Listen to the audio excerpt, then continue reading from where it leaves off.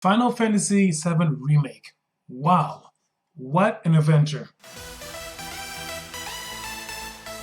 What's up, boys and girls? It's your boy GM with a review of Final Fantasy VII Remake. Actually, it's a little review, and at the same time, I want to talk about what's next for this awesome game and its upcoming sequels. And I say sequel with an S because, let's face it, we're gonna have more than just a part 2.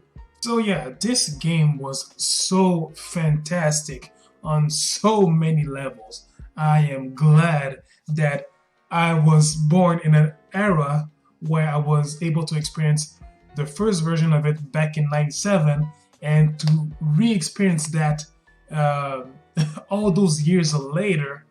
It's fascinating. It's amazing. It is unique. And look, props to everyone who worked on this game. It was a masterpiece. I loved it, and I'm glad that there is more to come. I really love the graphics and the animation in this game.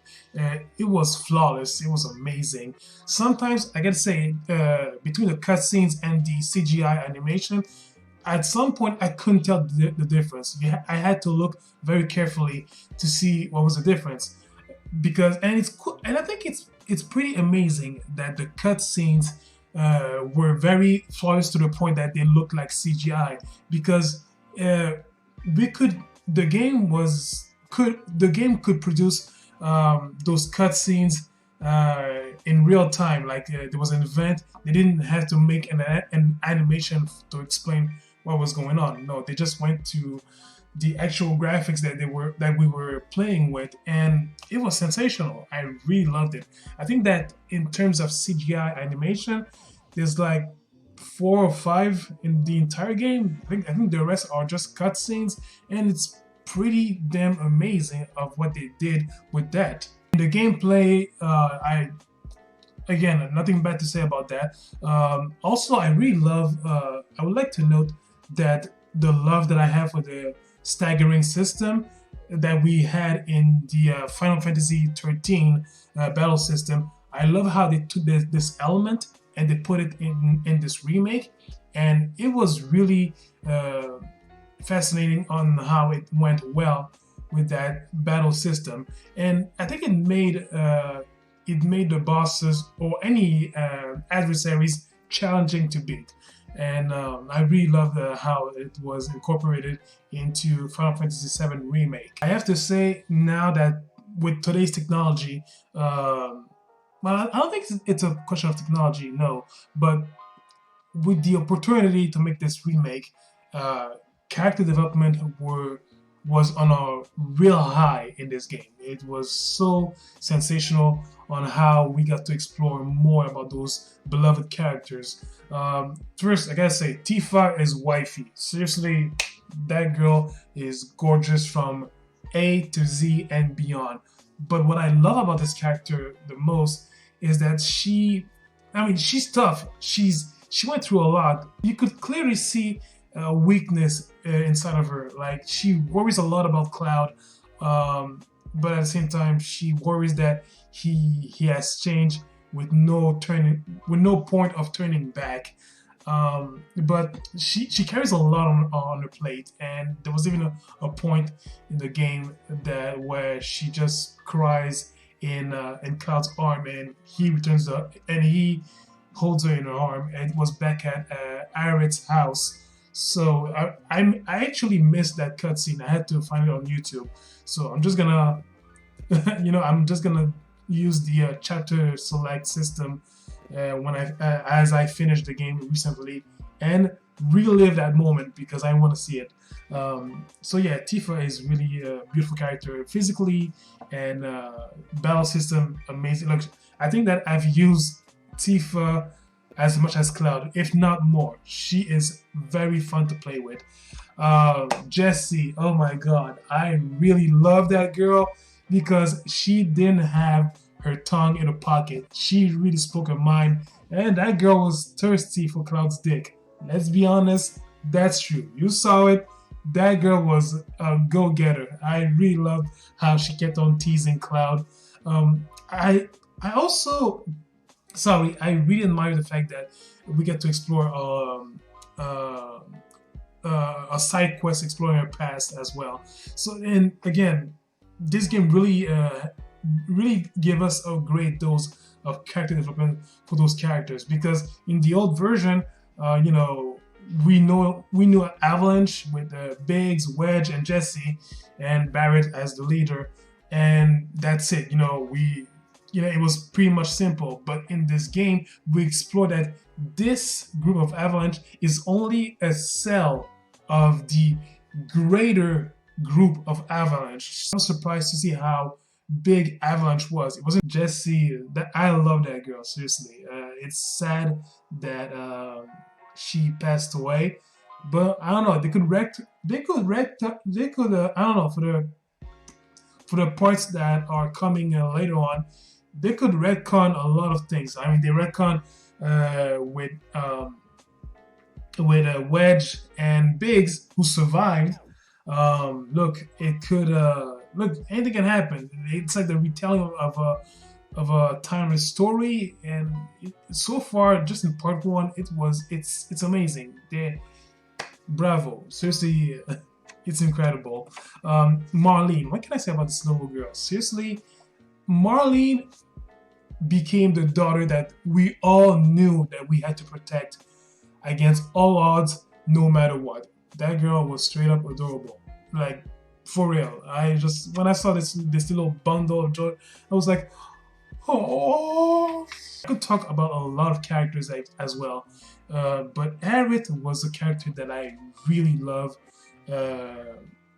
In as much as playing with or exploring, she is such a bubbling source of energy. She's outspoken. She speaks her mind, and she is really beautiful on the inside. I mean, physically, she is obviously beautiful, especially after she dropped that red dress.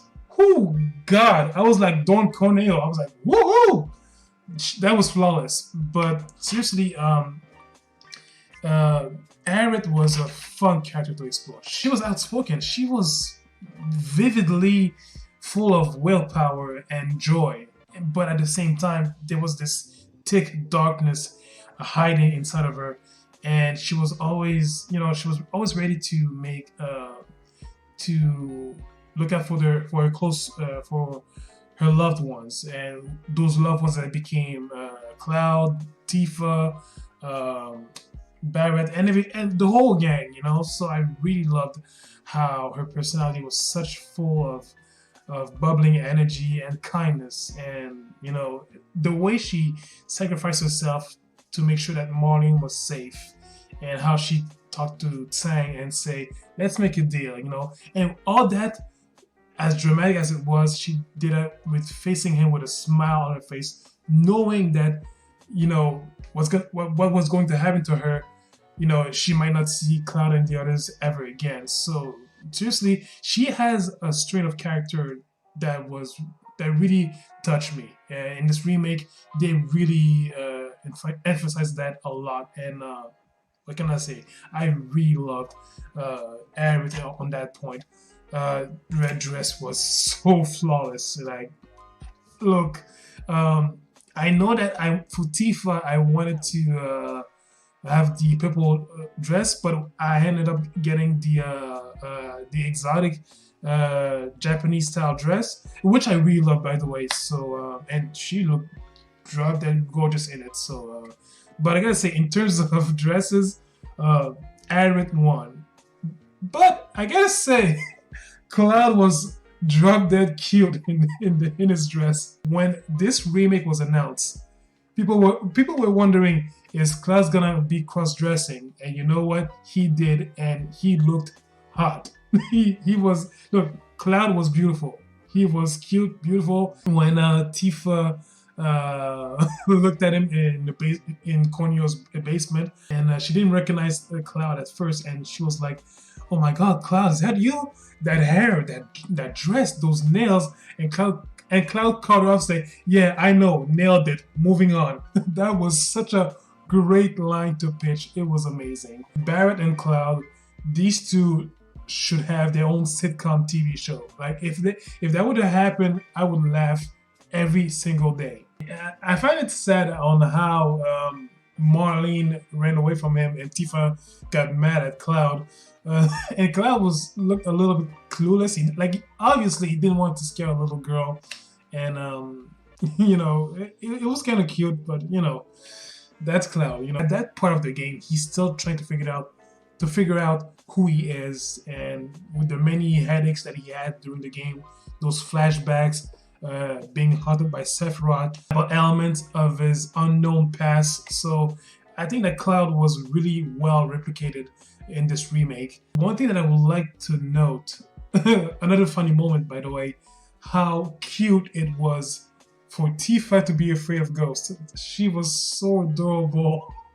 Like Aerith, I mean, considering her powers, her spiritual powers, as etc., like she was very comfortable with that. But Tifa, oh my god, her being afraid of ghosts, that was so adorable. I really love that. One thing I would like to note, the chemistry between Tifa and Aerith, it was beautiful. It was like seeing two sisters, and I loved how they support each other, at least in this part 1. And I think that's gonna be the same until the ultimate day when she passes away. You know what I'm talking about. I'm not saying that I used to see a love triangle between Cloud, Aerith, and Tifa. I mean, I know it's a big deal even today when people are talking about these three, but nevertheless, I didn't feel that at all. With Aerith's personality, who is such a outspoken, bubbling character, look, these two were meant to get along very well. So seeing that great chemistry between those two, it was beautiful. I really loved how this friendship really hit it off from the get-go. So seriously, great dialogue between those two, especially when they were making fun of Cloud.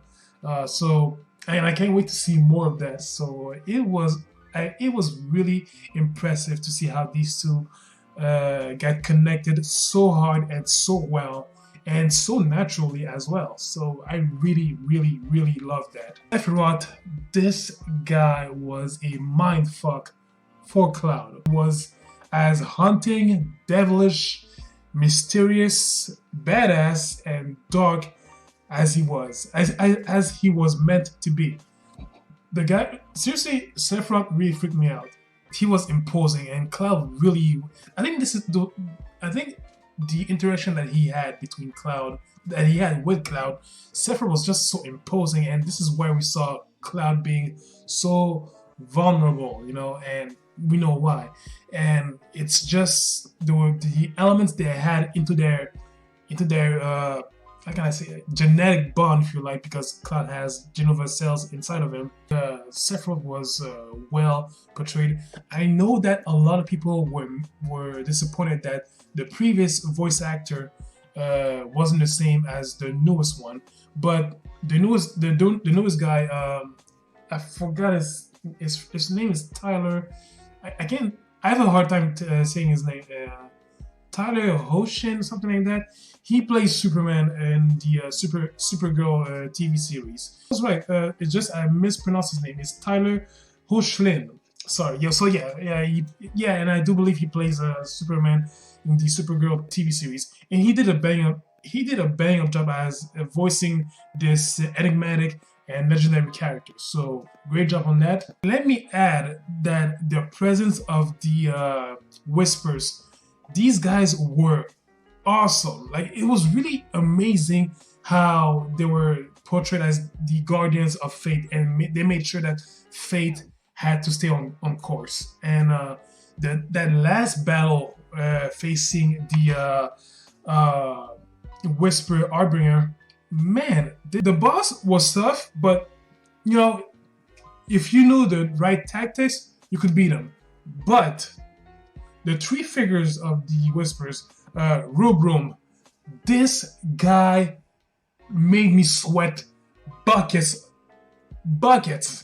He made me sweat buckets. He was so fucking annoying.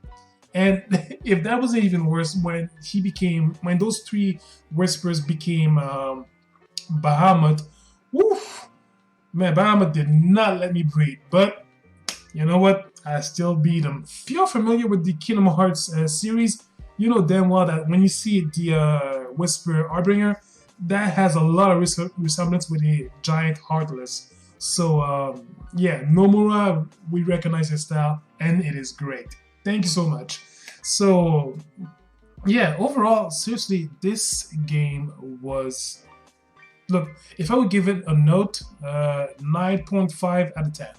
There's 0.5. I'm not gonna give it because it's a remake of a game. It took me 40. No, they said that averagely you could finish this game in 40 hours.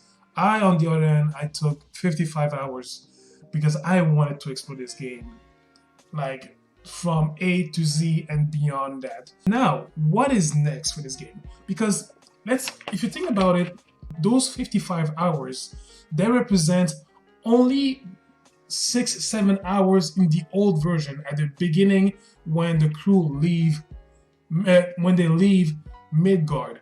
So the way I see it, I was talking about that with a friend of mine, and we were expecting that like a 3-part video game, like they're gonna release 3-part and that's gonna be it. To be honest, after seeing that, I think that we're gonna get more than that. Like the way I see it, if we get averagely 5 parts, that is doable. 6 maximum. Over that, wow, I'm gonna be surprised. Or they could make 7. You know, Final Fantasy 7 parts. It could work. So I just hope that the next part won't take long to be released. But back in November 2009, Nomura stated in an interview that they were already working on the next part. And considering that they're just gonna keep using this, sorry, that was my cell phone.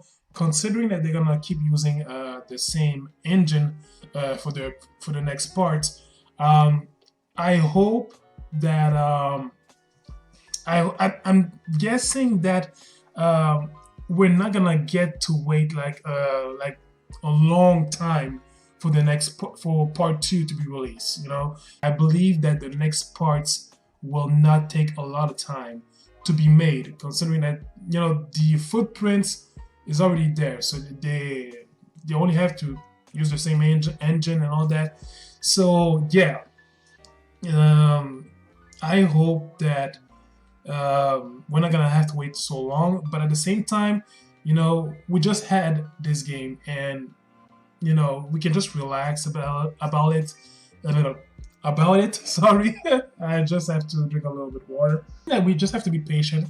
And I mean, look, we've been waiting a long time for this game, and it paid off. Look, whatever time it will take for the other parts to be released, I'll wait it, because I know that I will enjoy the next part and the next one after that, and so on. But yeah, overall, it was an amazing journey, even though it is just the beginning, because we know there are so many things to explore, so many things to be said, so many things that can make differently as well. So look, sky is the limit at that point.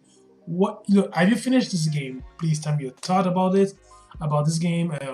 Did you love it? Did you hate it? Let's talk about it in the comments. Share this video, subscribe as well to my channel, and I'll catch you guys later. So in the meantime, please do me a favor for your homeboy. Wash your hands, stay inside, don't go outside if you don't have to. And you know, I'll catch you guys later, all right? For the release of the next parts, we have to consider that due to the coronavirus, maybe things might slow down, but hopefully not too much. All right, so take care of yourselves. See ya.